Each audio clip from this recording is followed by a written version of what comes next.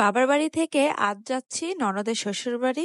অনেকদিন পর ননদের শ্বশুরবাড়ি যাব, তাই অনেক বেশি আনন্দ লাগছে। আসসালামু আলাইকুম, this is Arifa you blog. কি অবস্থা সবার? আমি আলহামদুলিল্লাহ খুব ভালো আছি। বাবার বাড়ি থেকে ননদের শ্বশুরবাড়ি কিন্তু খুব বেশি একটা দূরত্ব না, মাত্র 20 মিনিটের রাস্তা। তাই একটি ছোট্ট একটা অটো নিয়ে চলে গেলাম আমার আম্মু, আমি আর আমার 2 বাচ্চাকে নিয়ে। আমার শ্বশুর শাশুড়ি আসছে ঢাকা থেকে, আর আমি তো দেশেই আছি, তাই আমি দেশে থেকে চলে গেলাম। একটু রেস্ট নিয়ে ছাদে চলে আসলাম। আন্টিদের কিন্তু ছাদে খুব সুন্দর মাটির চুলা বানিয়েছে। কোনো অকেশন বা বেশি মানুষ হলে কিন্তু তারা ছাদে মাটির চুলাও রান্না করে।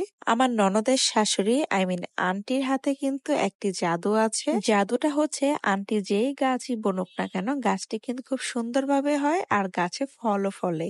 আন্টির নিজের হাতে বোনার অনেক শাকসবজি কিন্তু আমরা খেয়েছি। শাকসবজির পাশাপাশি কিন্তু একটি গোলাপ গাছও ছিল।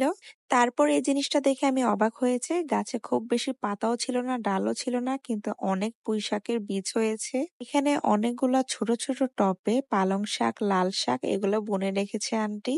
তারপর ছাদ থেকে নেমে গেলাম। বাসায় এসে দেখি আন্টি অনেক ধরনের নাস্তার আয়োজন করেছে।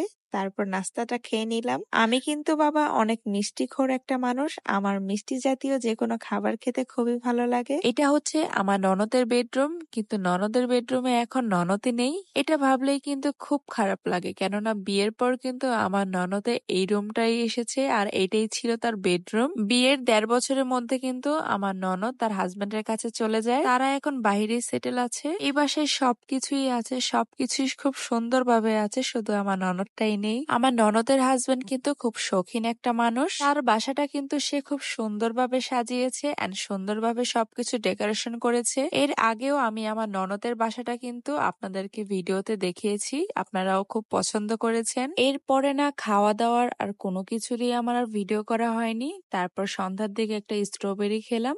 তারপর সেখান থেকে আমার শ্বশুর শাশুড়ির সাথে আমি ঢাকায় চলে আসলাম। সো আজকের ভিডিওটি এই পর্যন্তই। সবাই ভালো থাকবেন, সুস্থ থাকবেন। Thanks for the watching.